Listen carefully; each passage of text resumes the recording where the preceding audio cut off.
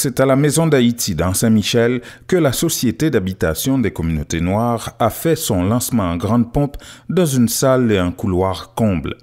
Tout le gratin de la communauté noire et leurs alliés, dont le chef de la police de Montréal, Fadi Daguerre, était là. Marjorie Villefranche, qui préside le conseil d'administration de la société, a accueilli les invités dans le cadre d'un cocktail organisé en la circonstance.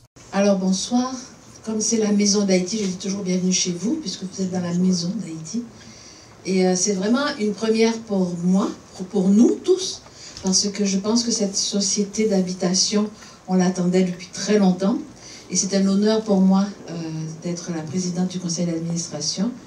Et vraiment, ça me touche beaucoup parce que ça fait 40 ans qu'on est dans le quartier, 42 ans qu'on est dans le quartier, 42 ans qu'on trouve qu'il y a un problème de logement dans ce quartier. Et 42 ans que ça a pris pour que, aussi, que la communauté, les communautés noires puissent créer donc leur propre société d'habitation et se prendre en main. Ça veut dire que le travail, on le fait nous-mêmes et on s'enrichit nous-mêmes. Voilà. Et je pense que c'est un très gros message qu'on lance à tout le monde. Chose à vous dire, sauf que c'est un événement extrêmement important pour nous. Et le fait de dire que cette société de logement des communautés noires, cette société d'habitation des communautés noires a été conçue comme un projet structurant pour pour répondre à la longue crise d'accès au logement qui a gravement affecté les groupes historiquement défavorisés, notamment les communautés noires. Et Dieu sait si on sait de quoi on parle, parce que je me souviens encore, dans les années 80, il y a eu une première recherche faite par la Commission des droits de la personne sur l'accès au logement des communautés noires, et on a encore ce même problème. Et je pense qu'enfin, on espère qu'on va arriver à une solution. Dans le cadre de sa mission de développer et gérer du logement abordable et social, tout en favorisant l'inclusion sociale et l'égalité des chances en matière de logement, les dirigeants ont annoncé un projet majeur dans Saint-Michel. Un immeuble de 231 unités de logement au coin du boulevard Crémazie et Saint-Michel. Un projet évalué à 120 millions de dollars sur un terrain de 6 813 mètres carrés. Un immeuble qui va devenir pour nous un landmark. Est-ce que vous le trouvez beau? Est-ce que vous trouvez que c'est une belle vision?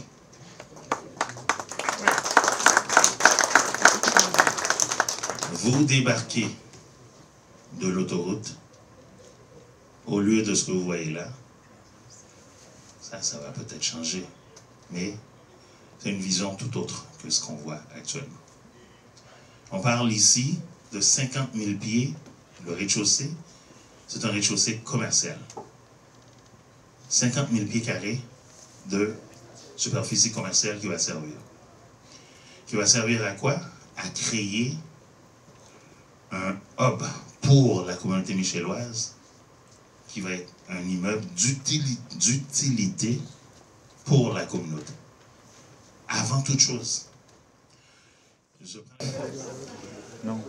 Les 5 étages que vous voyez, l'équivalent d'à peu près 50 unités par étage, ce qu'il y a de très particulier, c'est un milieu de vie extraordinaire qu'on veut bâtir. 76% des 230 unités, 231, 230, seront des 4,5, des 5,5, des 6,5. Ça ne se fait pas dans les projets de logement. La raison pour laquelle vous le comprenez, c'est le milieu qui a besoin de ça, c'est les familles qui ont besoin de ça.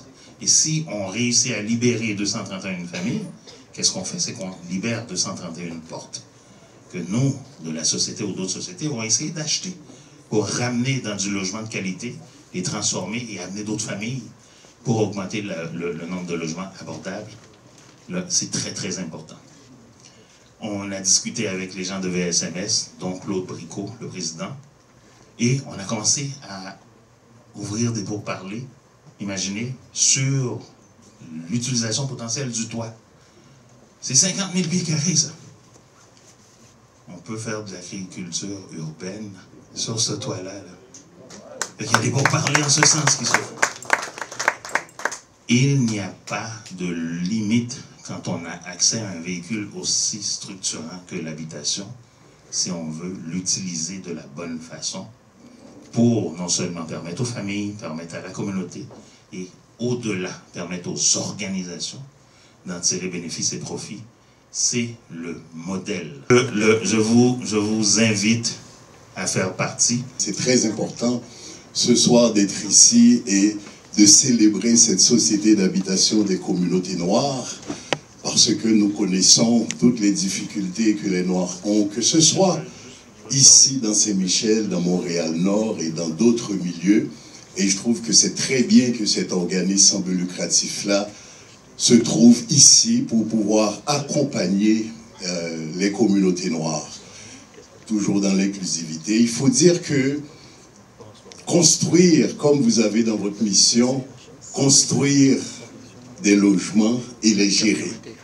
C'est deux choses importantes, parce que d'abord, construire, je veux vous rappeler, vous le savez sûrement, que le logement, c'est une compétence partagée. Donc, je vous invite à aller cogner aux portes des différents paliers fédéral, municipal, provincial, de façon à pouvoir construire de plus en plus de logements pour les communautés noires. Et ensuite, la gestion aussi, c'est important parce que il arrive quelquefois que, bon, les logements sont construits, mais il faut travailler avec les locataires, les bénéficiaires aussi, de façon à maintenir la qualité de ces logements-là. Donc, c'est extrêmement important. Donc, je suis heureux d'être ici et je veux aussi vous dire qu'il n'y a pas longtemps, nous avons annoncé presque il y a un an, 308 millions de dollars pour construire des logements rapides au fédéral, toujours de concert avec les autres paliers de gouvernement. Et la ville de Montréal en a reçu quelque chose comme près de 28 millions de dollars. Donc, je vous invite à continuer. Et en terminant, je veux vous dire que je ne suis pas le seul à être heureux de ce lancement ce soir. Et c'est pour ça que j'ai un certificat que je voudrais vous lire très rapidement, ou une note. C'est toujours difficile d'ouvrir ces certificats-là. Voilà. Merci. Alors, à la Société d'habitation des communautés noires, je tiens à adresser mes plus chaleureuses félicitations aux membres de la Société d'habitation des communautés noires qui célèbrent en ce moment, excusez-moi, le lancement de l'organisation. Le fait de vivre dans un logement sûr et abordable favorise grandement l'autonomisation des Canadiens en leur donnant le sentiment d'être utiles et de faire partie de leur communauté. Certains obstacles empêchent les membres des communautés noires de participer au marché du logement. La SHCN effectue un travail essentiel pour éliminer ces obstacles et contribuer à rendre le secteur du logement plus équitable. Les progrès tangibles réalisés par la SHCN en témoignent.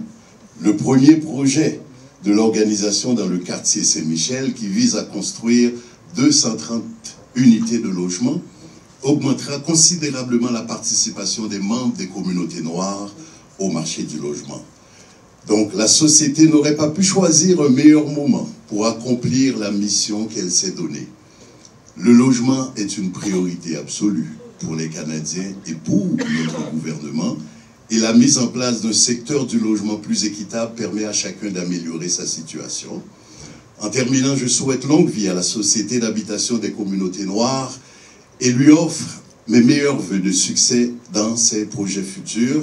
Je vous prie d'agréer l'expression de mes sentiments, signé Justin Trudeau, le très honorable Justin Trudeau, Premier ministre du Canada. De nombreux dignitaires ont pris part à la cérémonie, notamment le député de Vieux-Saint-Michel, Franz Benjamin. Arrivé d'Haïti au Québec à l'âge de 14 ans dans ce quartier avec sa famille, le parlementaire dit avoir été victime de discrimination en logement. D'où la nécessité, selon lui, de ce projet. J'ai grandi au 86-45 boulevard P9, appartement 24. Le code postal HEZ 3T9. Ça ne s'oublie pas. Et c'est là que je suis arrivé au Québec avec mes parents, mes frères, ma soeur. C'est là que nous avons grandi. Dans un logement insalubre. Le propriétaire, bien connu, Sébac, je ne vais pas le nommer. Et j'aurais aimé tellement avoir l'opportunité de voir à ce moment-là, à cette époque, un projet comme celui-là. Et c'est pour cette raison que lorsqu'il y a déjà plusieurs mois, lorsque j'ai rencontré mon ami Neil Armand et par la suite Evans, je n'ai pas eu besoin d'être convaincu de la pertinence d'un tel projet, un projet inclusif, il va sans dire. Comme la Maison d'Haïti est une institution inclusive aussi. Ce projet-là, c'est un projet qui tombe à point nommé pour un quartier comme le nôtre, le quartier Saint-Michel.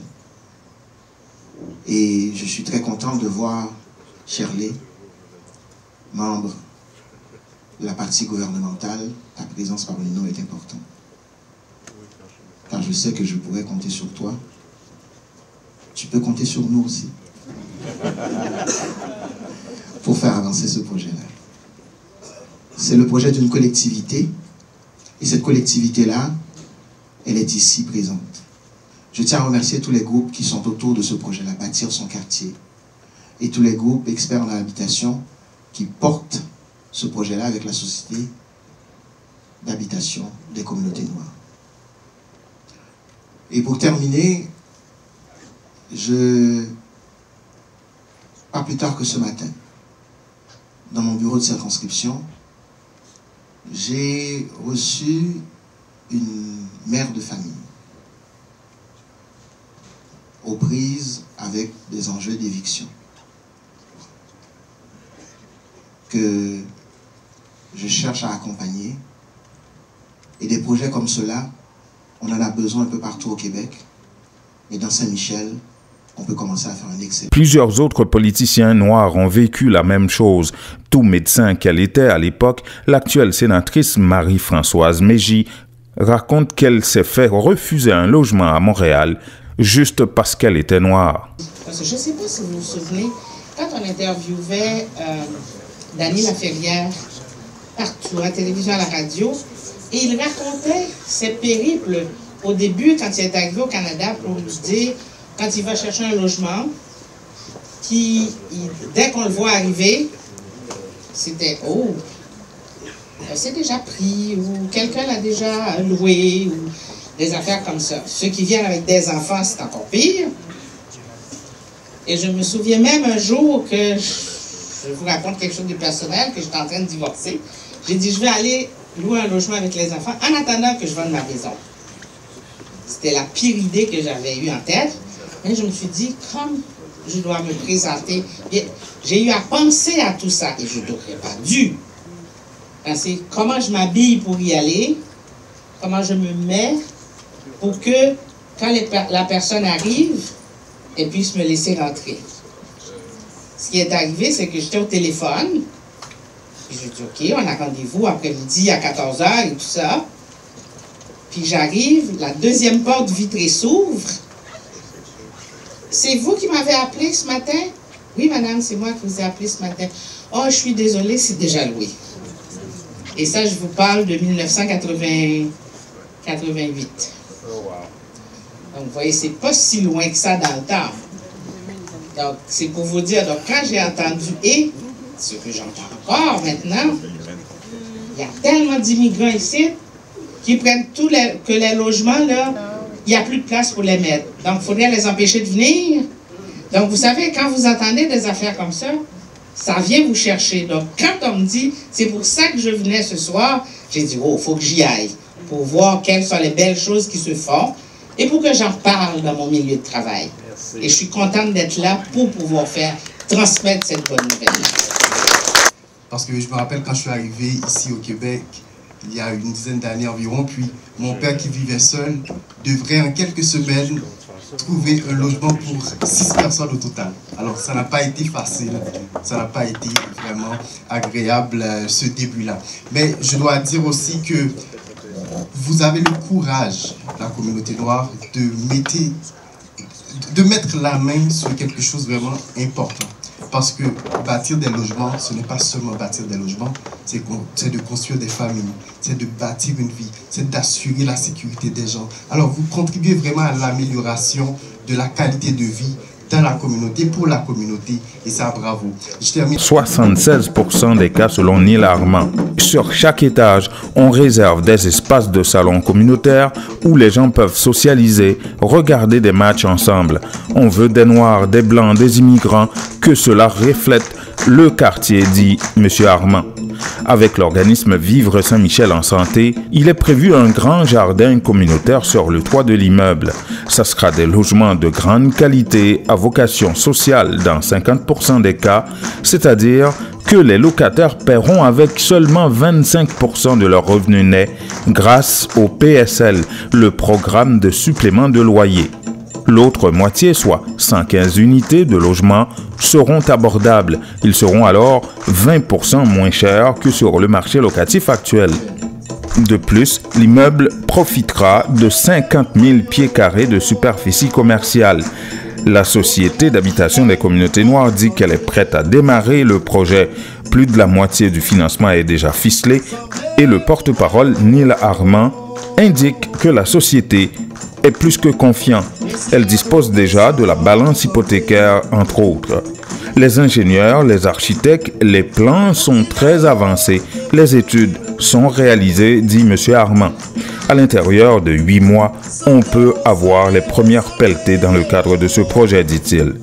La Société d'habitation des communautés noires attend après le gouvernement du Québec qui travaille activement sur le dossier selon le porte-parole. Bâtir des communautés et non des ghettos est le slogan de la société qui est accompagné par Interloge et Bâtir son quartier.